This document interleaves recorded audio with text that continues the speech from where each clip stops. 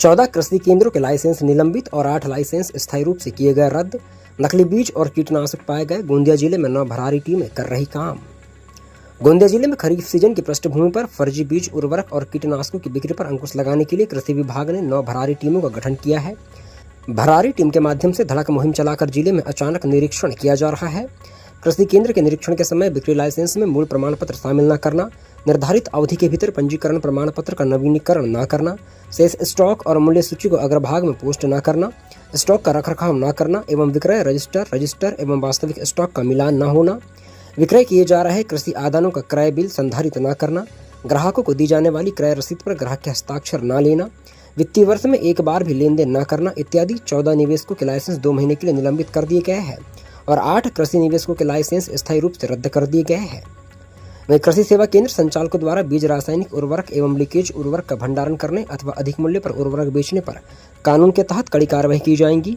MRP के अनुसार सामान को प्राथमिकता दी जानी चाहिए और यदि सामान एमआरपी से अधिक कीमत पर बेचा जा रहा है तो कृषि विभाग से शिकायत की जानी चाहिए।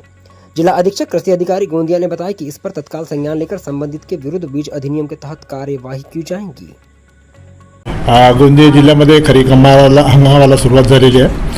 अशा स्थितीमध्ये शेतकरी वर्ग मोठ्या प्रमाणामध्ये कृषी सेवा केंद्रामधून निविष्ठा खरेदी करीत आहे, ज्यामध्ये बियाणे, खते आणि कीटकनाशकाची सुद्धा खरेदी काही प्रमाणामध्ये सुरू झालेली आहे। मॅक्झिमम जास्तीत जास्त बियाण्याच्या बाबतीमध्ये आणि खताच्या बाबतीमध्ये शेतकऱ्यांची सध्या मागणी वाढत आहे।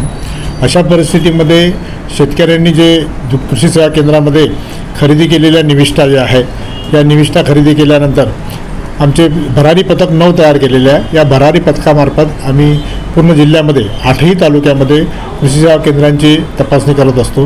काही ठिकाणी तक्रारी आल्या असेल तर त्या ठिकाणी आम्ही विशेष तपासणी आपण करत असतो, परंतु कृषी सेवा केंद्रामधल्या तपासण्या आणि उणिवा जर आढळल्या तर आम्ही त्या कृषी सेवा केंद्राला नियमानुसार कायदेशीर कारवाई करत असतो।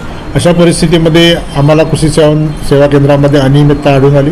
त्या कृषी सेवा केंद्रांना आम्ही त्यांना निलंबित केलेले आहे आणि 8 कृषी सेवा केंद्र जे आहे की ज्याने कुठल्याच प्रकारच्या निविष्ठा खरेदी विक्रीचे व्यवहार केलेले आहे अशांचे परवाने आम्ही कायमस्वरूपी रद्द केलेले आहेत। अशा प्रकारची कारवाई आपण यात केलेली आहे। यामध्ये प्रामुख्याने निलंबनामध्ये स्टेटमेंट 1, स्टेटमेंट 2, उगम प्रमाणपत्र किंवा एखाद्या शेतकऱ्याला जर बिल दिलं असेल तर देयकावर शेतकऱ्याची स्वाक्षरी न घेणं, साठा पुस्तिका अद्ययावत न करणे, बोर्ड व्यवस्थित लावले नाही आणि विक्रीसाठी ठेवलेल्या या ज्या निविष्ठा आहे त्याची संपूर्ण माहिती उपलब्ध न करून देणे किंवा न ठेवणे, या अशा बाबीवर आम्ही या कायदेशीर कारवाई करून यांच्यावर निलंबनाची कारवाई आणि कायमस्वरूपी परवाना रद्दची कारवाई केलेली आहे।